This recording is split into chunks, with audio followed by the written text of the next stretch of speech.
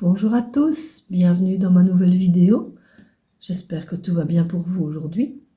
Aujourd'hui, il fait grand soleil. Dehors, il va faire jusqu'à 15 degrés.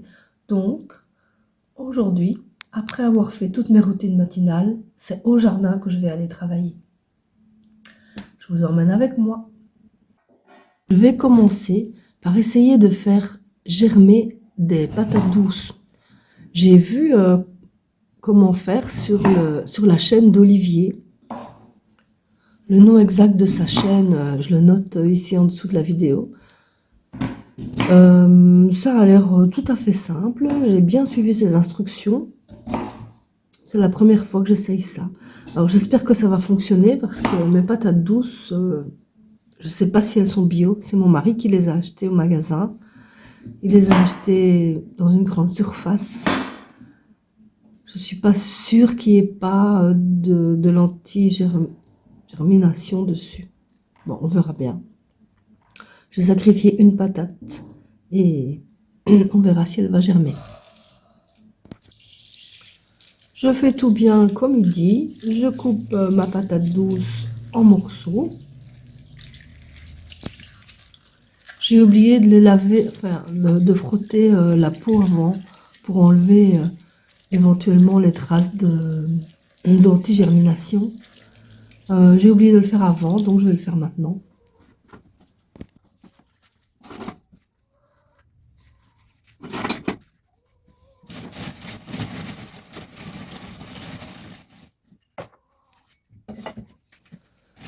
Donc je remplis bien mon bac de terreau.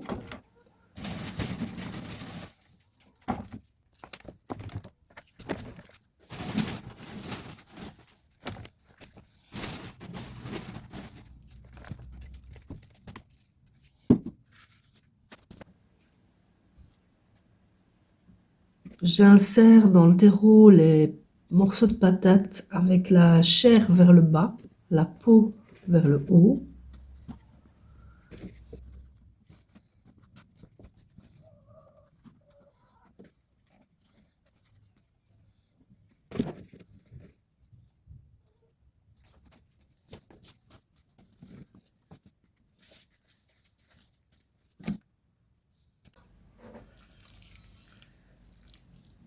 Et j'arrose beaucoup, beaucoup, beaucoup, parce qu'elles doivent être très, très humides.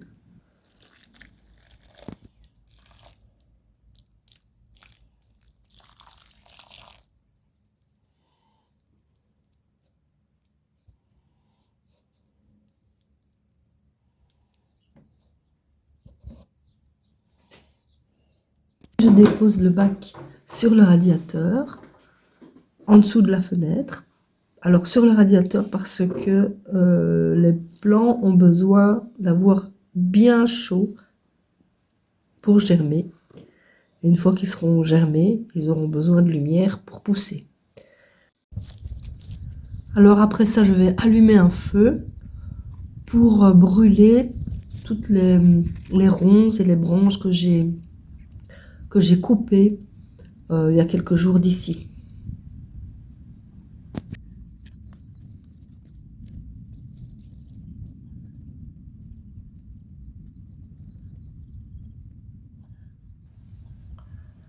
J'ai de la chance aujourd'hui, mon feu prend tout de suite. C'est pas toujours le cas, hein. Parfois je dois craquer 5-6 allumettes avant qu'elles ne prennent parce qu'il y a toujours un petit coup de vent qui vient pile à ce moment-là. Et puis parfois aussi les brindilles ne prennent pas, enfin il faut que je recommence plein de fois. Ici, j'ai de la chance, ça prend tout de suite. Je commence à avoir un peu la main.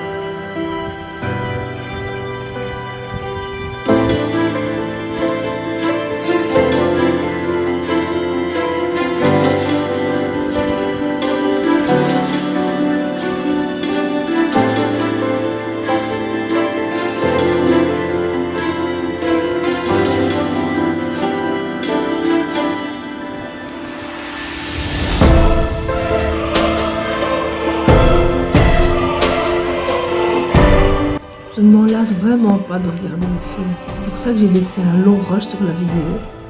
Mais si ça vous paraît trop long, vous pouvez avancer et aller un peu plus loin. Et aller un peu plus loin dans la vidéo.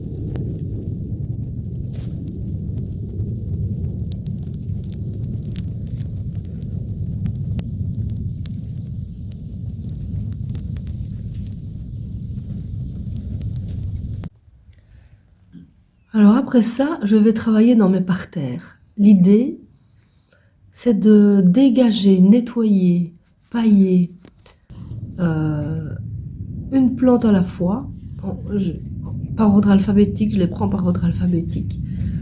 Ceux qui auraient regardé ma dernière vidéo où je parle de jardin, je vous expliquais que je nettoyais un parterre à la fois. Et la semaine passée, par exemple, je nettoyais Palette du peintre. Mais c'est un énorme parterre, ça me prend un temps fou, et enfin des jours et des jours. Et travailler tout le temps au même endroit, au bout d'un moment, c'est un peu lassant. Tandis qu'en travaillant plante par plante, et pas une plante à côté de l'autre, mais je les prends par ordre alphabétique, eh bien, disons que c'est plus ludique. Je vais dans un parterre et puis dans un autre. Ici, je commence, donc la première plante que je dois entretenir, c'est un abélia. Et comme vous voyez ici, on voit juste de mauvaises herbes, on voit plein d'herbes, plein de choses. L'abélia, il est là. Je vais le dégager. Je vais le pailler. Je vais également désherber l'allée qui est juste devant cet abélia, juste en face, quoi. Et je vais faire comme ça, une plante à la fois. Alors j'ai calculé qu'avec les plantes, j'aimerais bien pouvoir revenir sur chaque plante une fois tous les 3 mois. Et donc j'ai calculé que si je fais ça, il faudrait que je fasse toutes les plantes qui commencent par A en 3 jours. Et puis pareil, toutes celles qui commencent par B en 3 jours, etc. Bon, sachant qu'il y a des lettres où il n'y a pas beaucoup de plantes, comme les Z par exemple, mais en A, il y en a vraiment beaucoup. J'en ai 33. J'ai 33 plantes qui commencent par A dans le jardin. Donc, je suis censée en faire 11 par jour. Aujourd'hui, j'en ai pas fait 11, j'en ai fait, je sais plus, 4 ou 5. Vous allez voir avec moi. Donc voilà, on commence par retrouver et dégager notre abélia.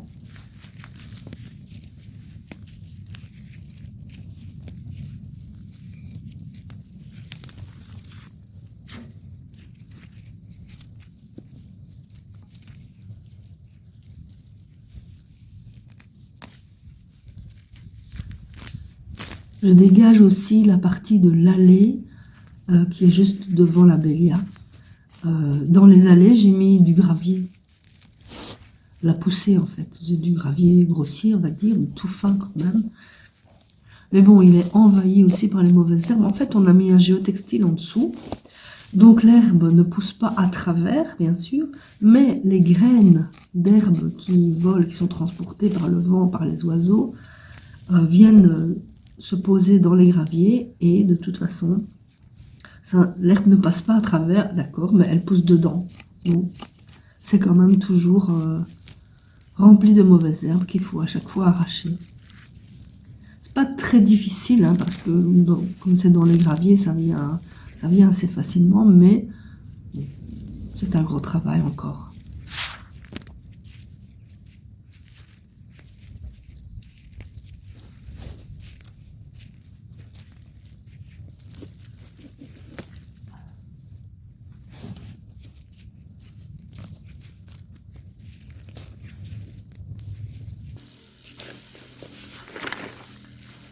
J'espère qu'il n'est pas mort. J'ai l'impression de voir comme des tout petits minuscules bourgeons. Ben, à surveiller, hein, il faudra... Ah, s'il est mort, ben, je l'enlèverai, je mettrai un autre, ou autre chose, ou un autre abélia. Mais j'espère que non, en tout cas. Maintenant, je vais écrire le nom de la plante sur un morceau d'ardoise. Ce sont des ardoises qu'on a gardées quand on a fait notre toit en ardoise naturelle. On a gardé les chutes d'ardoise et je les utilise pour faire des étiquettes pour mes plantes. Parce que sinon, moi, je ne retiens pas les noms. Et j'aime bien connaître les noms de toutes mes plantes. Et quand j'ai besoin de les retrouver, je ne sais plus. Donc avec des étiquettes, c'est beaucoup plus simple. Mais il ne marque pas très fort ce marqueur, mais bon, on fait avec, je n'ai rien trouvé de mieux. Voilà, c'est terminé pour le premier abélia. Maintenant, je cherche un autre abélia qui est dans un autre parterre, qui est dans Palette du Peintre, et qui s'appelle, lui, Francis Masson. Désolée pour le cadrage, on ne voit vraiment pas grand-chose. Mais en fait, je ne voyais absolument rien du tout avec la lumière du jour et la lumière du soleil. Je ne voyais pas du tout ce que je filmais. Donc je cadrais à peu près, mais apparemment c'est pas très réussi. Désolée pour ça.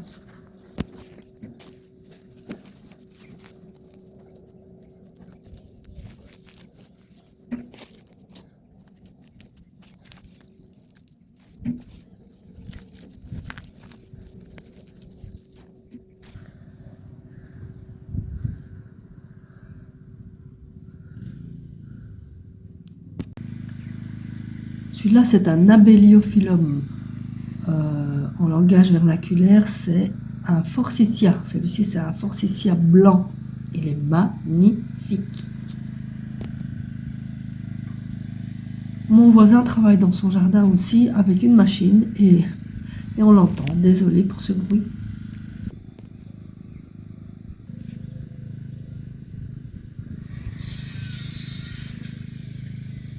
Ça, c'est un acer, donc un érable japonais, qui est plein de petits bourgeons. Et je suis impatiente de le voir en feuilles. Je ne sais pas comment il s'appelle en fait. Cet acer-là, on l'a acheté chez quelqu'un qui ouvrait son jardin. On est allé donc voir son jardin et il faisait des boutures de ses propres acers. Et donc, je lui ai acheté celui-là. Et un autre, celui qu'on verra après. Celui-ci, il ne savait pas comment il s'appelait. Et celui-ci, c'est un cascade rubis.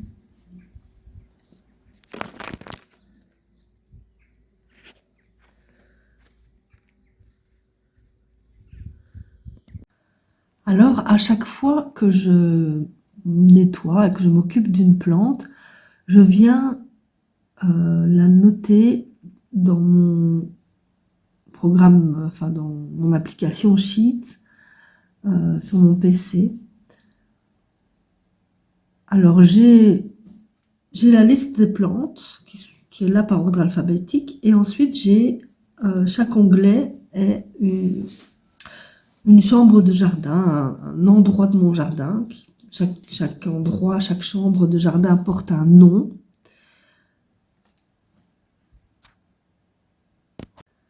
Donc ici, vous voyez, je suis dans l'onglet liste des plantes.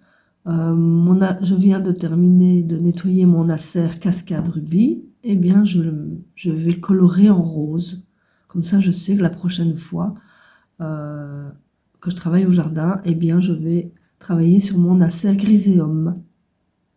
Et il est écrit à côté, donc, à la droite du nom de la plante, il est écrit dans quel parterre il se trouve. Donc, je vois qu'il est dans Palette du Peintre. Hop, je vais dans Palette du Peintre, je le retrouve.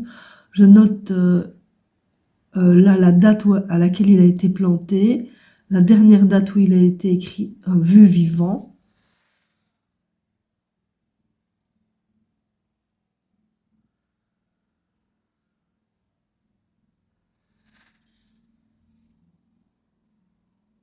comme je suis dans Palette du peintre, les plantes sont posées avec un dégradé de couleur.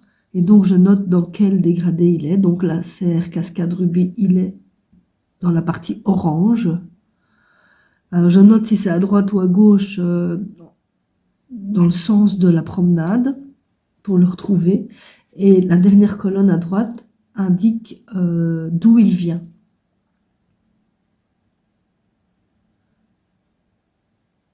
Donc, dans une jardinerie, par exemple, ou ici, c'était dans un jardin qu'on était allé visiter. Et ce que je fais aussi, c'est que je vais dans mes documents. J'ai un document qui s'appelle plantes. Ah oui, je vais dans mes plantes. Je vais dans l'onglet plantes. Là, j'ai des dossiers en fonction de la chambre de jardin. Et dans chaque dossier, j'ai commencé. Hein, là, il faut que je continue. Donc, je suis en train de continuer ça. Voilà, j'ai fait une photo de mon acer Cascade Rubis.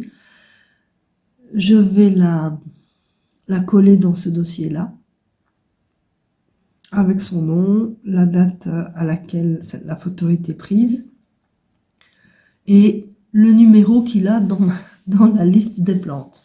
Oui.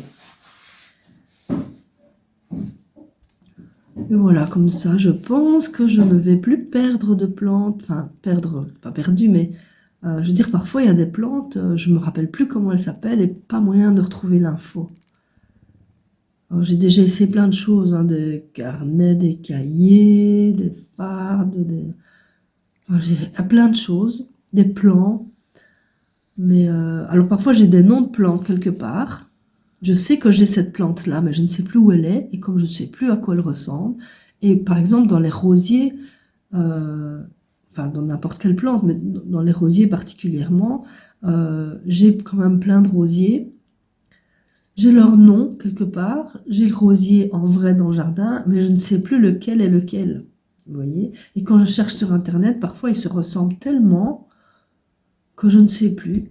Et alors, évidemment, il y en a qui meurent, donc il y en a que j'ai perdu, mais je ne sais plus lequel est resté vivant.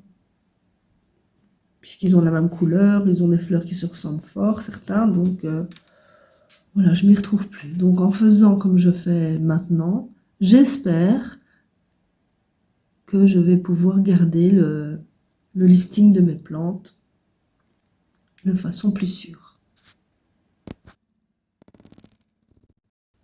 Et voilà, la vidéo est terminée ici. Bah, vous voyez que j'ai changé de tenue, c'est parce qu'on est le lendemain, parce que le jour même de ma journée au jardin, j'ai commencé le montage le soir, mais après j'étais tellement fatiguée que voilà, j'ai pas pu continuer et j'achève donc le lendemain matin. Merci beaucoup d'avoir regardé cette vidéo jusqu'à la fin. N'oubliez pas d'activer le petit pouce en l'air si vous avez aimé. Pensez à vous abonner si vous n'êtes pas encore abonné. Et puis laissez-moi un petit commentaire, ça fait toujours plaisir. Merci beaucoup et à bientôt pour une prochaine vidéo. Bye bye!